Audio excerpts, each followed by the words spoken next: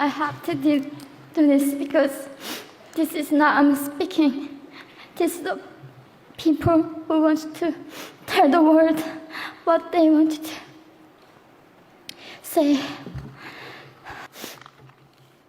North Korea is an unimaginable country. There is only one channel on TV. There is no internet. We aren't free to sing, say, wear, or think what we want.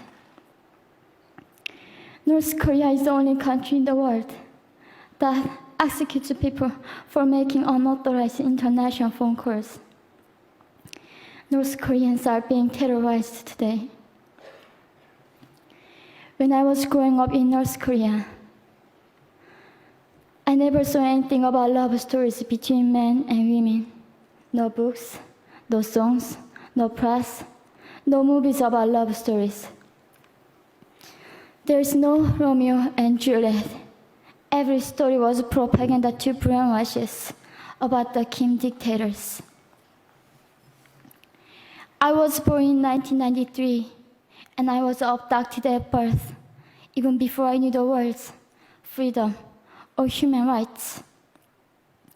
North Koreans are desperately seeking and dying for freedom at this moment.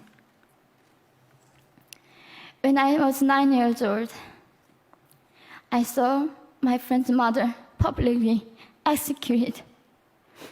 Her crime, watching a Hollywood movie. Expressing doubt about the greatness of the regime can get 3 generations of a family imprisoned or executed. When I was 4 years old, I was warned by my mother not to even whisper. The birds and mice couldn't hear me. I admitted I thought the North Korean dictator could read my mind. My father died in China after we escaped North Korea.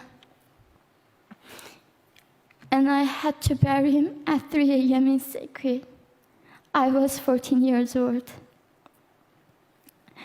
I couldn't even cry. I was afraid to be sent back to North Korea. The day I escaped North Korea, I saw my mother raped. The rapist was a Chinese broker. He targeted me. I was 13 years old. There is a saying in North Korea, women are weak, but mothers are strong. My mother allowed herself to be raped in order to protect me. North Korean refugees, about 300,000, are vulnerable in China. 70% of North Korean and teenage girls are being victimized, sometimes sold for as little as $200. We walked across the Gobi Desert, following a compass. When they stopped working, we followed the stars to freedom. I felt only the stars were with us. Mongolia was our freedom moment. Death or dignity. Armed with knives, we were prepared to kill ourselves if we were going to be sent back to North Korea. We wanted to live as humans.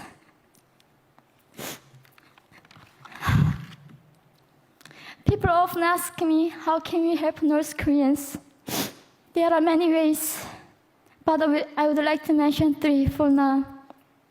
1, educate yourself so you can raise awareness about human crisis in North Korea. 2, help and support North Korean refugees who are trying to escape to freedom. 3, petition China stop repatriation. We have to shed a light on the darkest place in the world. It isn't just North Korean human rights. It's our rights that North Korean dictators have violated for 7 decades. We need governments all around the world to put more pressure on China to stop repatriation.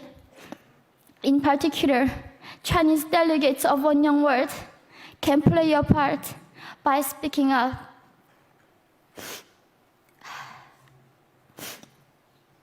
North Korea is indescribable. No humans deserve to be oppressed just because of their birthplace. We need to focus less on the regime and more on the people who are being forgotten. One Young World, we are the ones who will make them visible. Fellow delegates, please join me as we make this a global movement to free North Koreans.